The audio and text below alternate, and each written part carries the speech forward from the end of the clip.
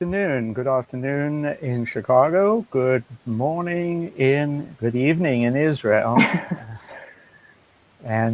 So this session is the power of data-driven education and personalization. A shift, we go to the K-12 education marketplace. I'm Clement Erbmann. My background is in private equity, 25 years investing in the education space, where education intersects with technology. And we have today two companies who are come to the table from different perspectives. It's the practical part of the program. The first company, and both companies are focused on the collection and utilization of data in teaching. The first company is Maayan Yavne, who is co-founder of Taylor Ed. Taylor Ed is based in Israel, and although has developed a nice market in Israel, is now starting to market in the United States. I met Maayan about 2 years ago, and I think that was very early in the show. Brad Heilman is the co-founder of Exploros, based in the US, although the technology development is done in Israel and focused on the US market. So we have a slightly different perspective from each of the participants today. So let's go ahead. Maayan, could you tell us your vision for the company and what does Taylor Ed do? Yeah, definitely. So basically the goal of Taylor Ed is to help provide students the most effective learning experience that are specific or tailored to the needs of students. And this kind of comes from the problem of how the variability of the needs of students and the ratio of one teacher to 20-something students makes it almost impossible to understand the needs of students and to be able to tailor instruction to the specific needs. And so that is kind of why we built Taylor Ed, where Taylor Ed is a platform for teachers to create lesson plans that are tailored to the needs of students. And what that looks like is basically teachers send these short assessments to students to understand both their social, emotional, and proficiency needs. And then based on the data of what the students answer, the platform knows how to basically create lesson plans that are differentiated or tailored to the needs of students. Thank you. I think we'll get into a number of aspects there a little later in terms of the SEL and the lesson plans. Brad, could you give us the goals of the product and what problem it addresses? Sure. Thanks, Clement. I'll start with the problems that we see in education that we're trying to tackle. Teaching today, we feel, is more complex than ever. You've got many teachers are new to their subject. There's rigorous state standards, there's student-centered learning, there's tech enablement, and then on top of it, you toss in COVID and the need for remote learning, and it's a very complicated situation for teachers. Number two, students are generally disengaged. Unfortunately, in a Gallup poll of 5 million US students in grades 5 through 12, 51% of students said they were not engaged in school. And number three, there's very little data from the live classroom and frankly, the remote classroom. It's generally a black box. And when a teacher or a student are struggling, it's often hard to tell until it's too late. Exploros is designed to address these challenges. We're a teacher-guided social platform specifically for device-enabled classrooms, and we offer curriculum in the form of course playlists. So for example, 5th grade English or US history. With Exploros, teachers actively guide the learning experience, whether it's face-to-face or remote. And so in that way, Exploros is augmenting teachers by handling a lot of the nuts and bolts of staging social lessons. Perhaps most important, all students in an Exploros lesson contribute to the learning experience using devices and social media skills. So students are taking polls, they're sharing graphic organizers, they're brainstorming as a class or in small groups. And teachers see this information live, which helps them then tailor the instruction. And at the same time, Exploros analytics are automatically providing visibility into curriculum progress and learning standards achievement and other important pieces of information. We're a Google partner, an Amazon partner, and we're Lenovo's classroom orchestration solution for North and South America. Thank you. Maayan, the center of your direction and collection of data seems to be, as an outsider, it seems to be the algorithm that you've developed. How is that used by the teacher? And what is the what other data? What is the data that is collected by the algorithm or inputted to the algorithm? Yeah, so when we set out to build Taylor Ed, we kind of dug into the learning science behind what are the factors that that impact student learning. And while it's very common to be able to assess in the data, understand the proficiency data of students, when we dug into kind of the latest learning science research, we understand the increasing role of social and emotional factors in that learning process, and as a result, incorporated into the algorithm, basically measuring the data of proficiency of students for a specific topic for a lesson, but alongside that being able to measure additional social and emotional factors such as confidence, motivation, social aptitude, memory, and focus. And basically, while this data is gathered, it's incorporated back into the system, and it's basically represented in two different ways. First, it's basically represented back to the teacher. So the teacher can, as if I kind of take it back to the vision is basically to make effective learning experiences and to be able to make decisions based on efficacy. And in that way, the data is represented back to the teacher, who can see what has worked, what hasn't worked, where every student is, and what's the reason that student is. So if it's low motivation or high confidence, where each student needs more support. In addition, that data is also integrated into our algorithm and helps for the next time a teacher creates a lesson, it helps recommend the most effective resources for each student group. And based on the data, each time the algorithm basically learns what is the most effective resource or student group for each one of those, for each lesson. So basically it gets better and better kind of over time, the more it is used. Do you provide a library of resources to augment this? Yes, and I think that is a big differentiating factor for Taylor Ed, is one of the issues that we actually don't create the content. We sit up on top of existing resources. And basically we have a tagging system that tags the resources by different strategies, and therefore the algorithm knows to rank each of the resources by how effective it was along those kind of 6 factors that we measure. And so currently we have a very large repository of open and free content resources that are recommended and incorporated into our lessons. Thank you. Brad, how is your data collected, and how does the teacher use the data to improve instruction?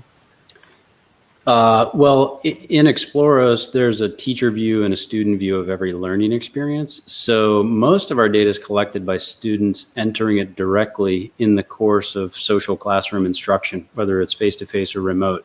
So for example, in a typical 45-minute class, there may be 350 student responses posted to the platform.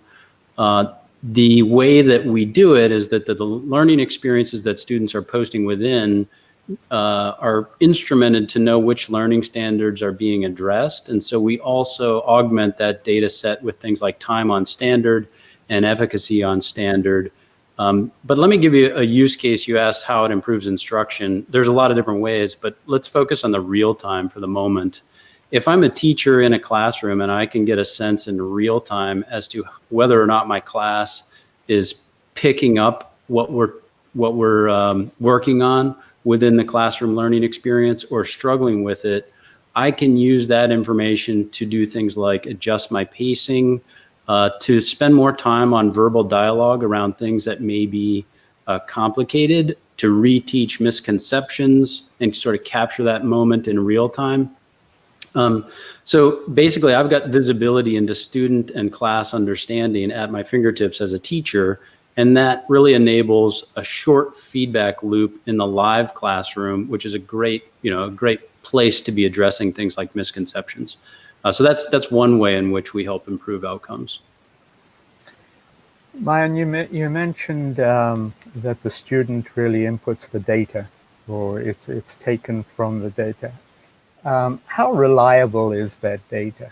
Do you have to clean it at all? Do you have to, in any way, manipulate it to make it acceptable to be used in the algorithm?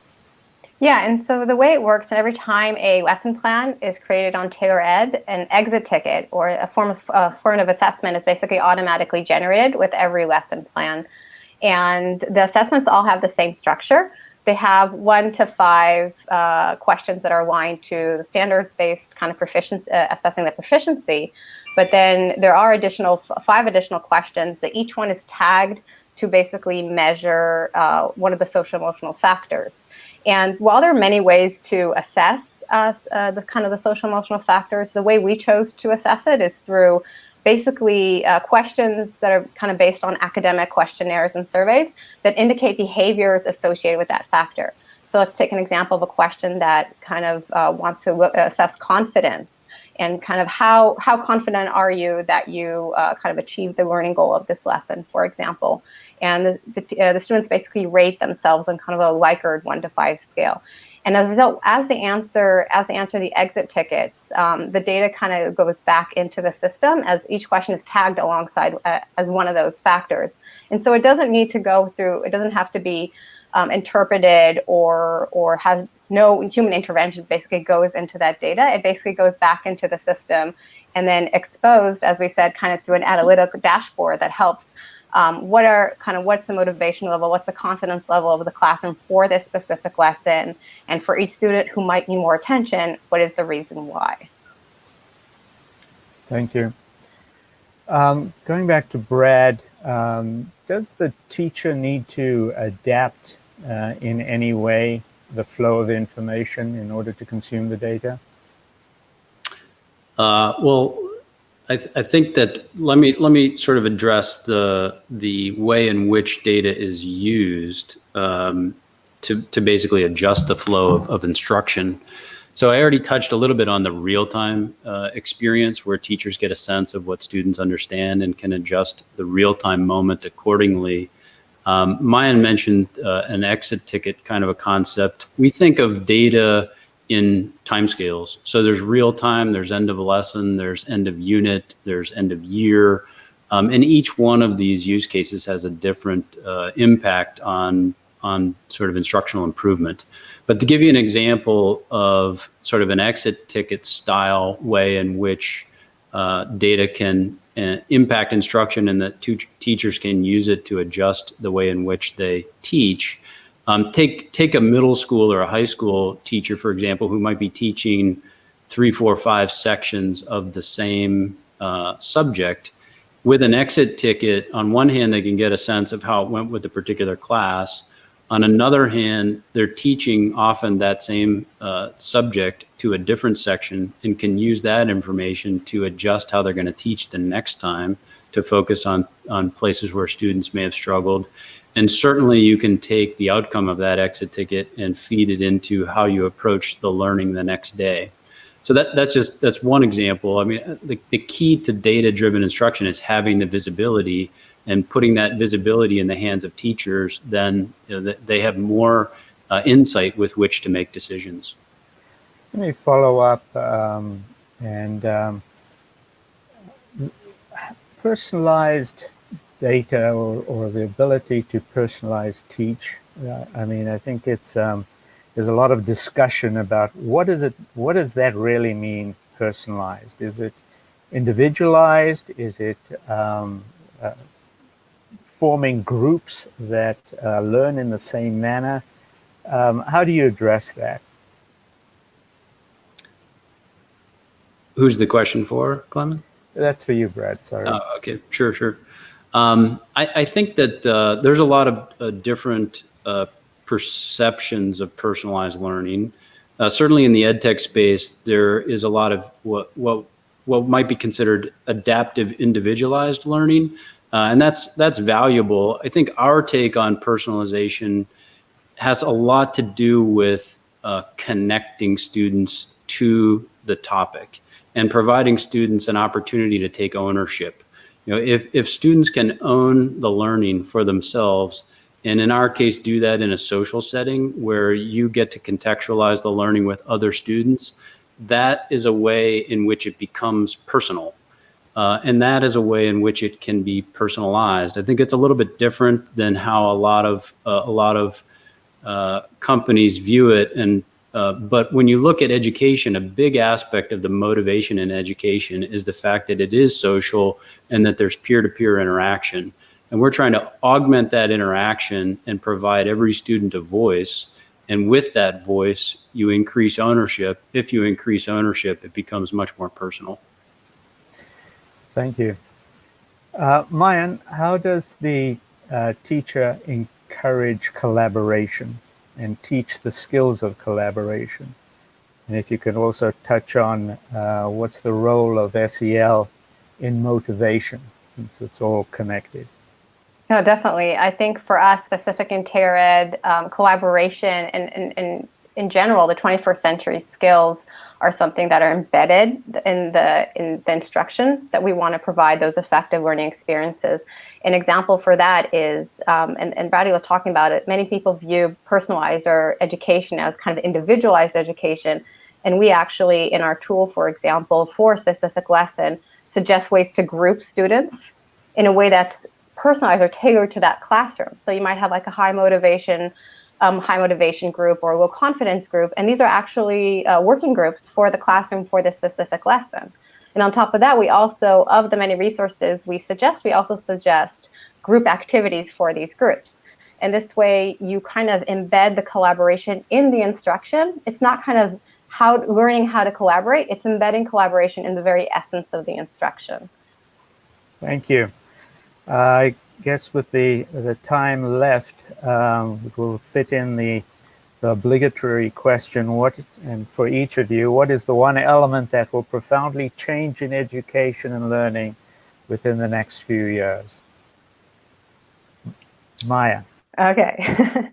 So I think for us, it's like a twofold, the way I see it. I think the current situation, as we're seeing a whole paradigm shift where the use of EdTech and blended learning becomes more even a productivity tool and not a nice to have. And that as that kind of paradigm shift happens, we're going to see a lot of more and more blended learning in the very core of instruction, and as well as the rise of social emotional learning is part of that instruction, because it goes very much hand in hand, those two, and the role kind of increases as we go to a more blended learning model. And Brad, what is the one element that will profoundly change in education learning within the next few years? Well, Clement, I can tell you what I can hope for. I think that the best thing would be to have technology augment instruction, meaning helping teachers. So the most important thing, certainly I think in K-12 in education, is teachers. And if technology is something that can facilitate what teachers do on a daily basis, which is most common social instruction, and assist teachers in getting better outcomes, that I think is the best role. We don't want to replace teachers with technology, just like in medicine, we're not trying to replace doctors with technology. We're trying to improve outcomes. And I think if we can focus on that, a lot of good can happen. Thank you. Well, Maayan and Brad, thank you very much for your time. It's been very interesting, and I'm sure we pushed the little envelope of knowledge a little further, and good luck to both of you. Thanks. Thank you. Thank you. Thanks for having us.